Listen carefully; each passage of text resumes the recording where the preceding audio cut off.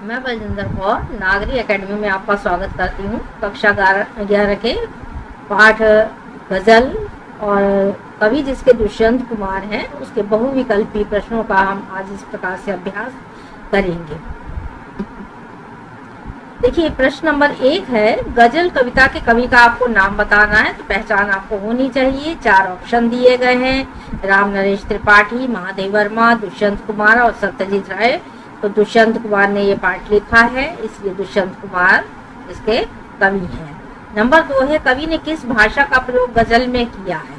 और गजल और दोहे में और कविताओं में अंतर होता है। गजल हमेशा आप देखेंगे कि उर्दू भाषा में प्रयोग जो होते हैं गजल कही जाती है। तो एक कविता क्या है, ये गजल है जिसका की है हिंदी, ब्रजभाषा, संस्कृत, उर्दू। तो आप देख रहे हैं कि भाषा इसकी उर्दू है।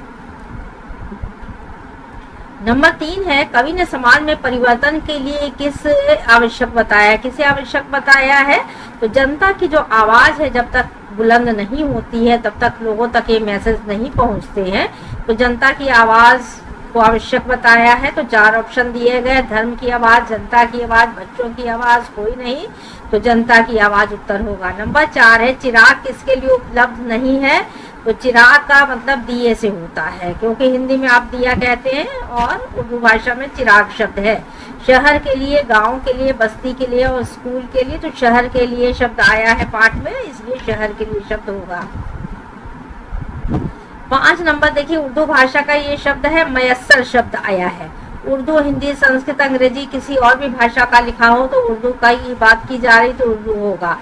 और नंबर 6 है, जो व्यक्ति निराश हो जाता है उसके लिए एक किरण ही काफी है। किसकी, किस चीज की जो है, तो सुख की, लोभ की, आशा की, निराशा की। तो आशा की जब किरण व्यक्ति के भीतर होती है तो आप देखते हैं कि जब जो व्यक्ति निराश हो जाता है उसके लिए आशा की किरण होना कितना आवश्यक है, इसको भी दर्शाया गया है। प्रश्न नंबर 7 है, कमीज न होने पर मनुष्य अपना पेट कैसे ढक लेता है। देखिए, वहां पर बहुत सारी चीजों को कवि ने जो है प्रश्न चिन्ह उठाने का प्रयास किया है। गरीबी को भी दर्शाया गया है। तो कमीज, शर्ट जो है आप देख रहे हैं कपड़े पहनने के लिए नहीं है। तो यहाँ हाथ से और भूख से, पाँव से, सिर से। तो आप देख रहे हैं कि जो गरीब है वहां पे बैठा हुआ है, कपड़े नहीं पहने, उसने अपने आप को, अपने शरीर को छिपाने के लिए पाँव का प्रयोग किया हुआ है। सिर आप देख रहे हैं कि पाँव से वो अपने उसको ढक रहा है। अगर अत्याचार हो रहे हो तो जनता को क्या करना चाहिए। तो समर्थन, विरोध, डरना चाहिए, कुछ नहीं। तो विरोध जब तक नहीं होता है, जब तक आवाज बुलंद नहीं होती है, तब तक कहीं पर भी कुछ नहीं सुनाई देता है किसी को, इसलिए विरोध शब्द का प्रयोग होगा यहाँ पर। और नंबर 9 है, कौन जनता की आवाज दबाने की कोशिश करता है। आप देख रहे हैं कवि, लेखक, पूंजीपति और शासक। तो जो शासक होते हैं, शासन करने वाले जिसे आप कहते हैं, वो जनता की जो आवाज होती है उसको कुचलने की, दबाने की कोशिश करते हैं। तो पूरी कविता आप देखेंगे, पूरी गजल उसी पर आधारित है। और नंबर 10, वे मुतमईन में आप देखेंगे मैं इस शब्द का अर्थ क्या है।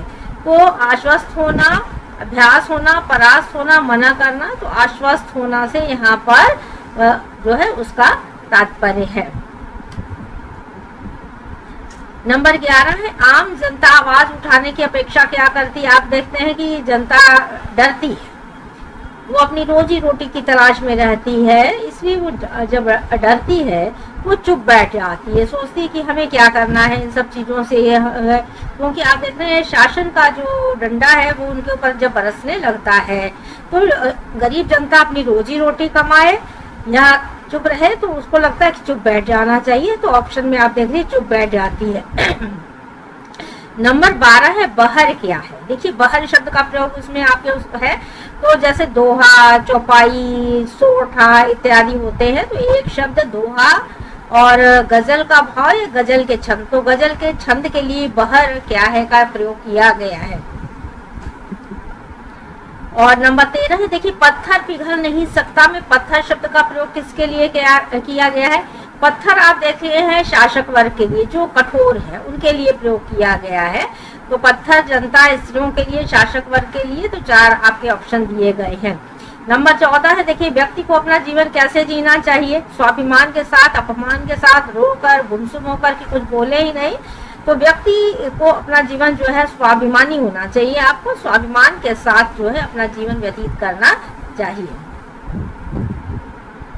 नंबर 15 है, देखिए कवि ने राजनीतिक व्यवस्था पर क्या किया है, इस पाठ में क्या किया गया है आप देख रहे हैं। तो 4 विकल्प है, व्यंग किए गए हैं, उपहास, सहयोग, कुछ भी नहीं। तो व्यंग किया गया है। शासन व्यवस्था किस तरह की है, गजल के माध्यम से कवि ने इसे बताने का प्रयास किया है। चैनल को सब्सक्राइब करें, वीडियो को लाइक तथा शेयर करें, कमेंट लिखें, अपने जो है विचार आपके पता चलते हैं।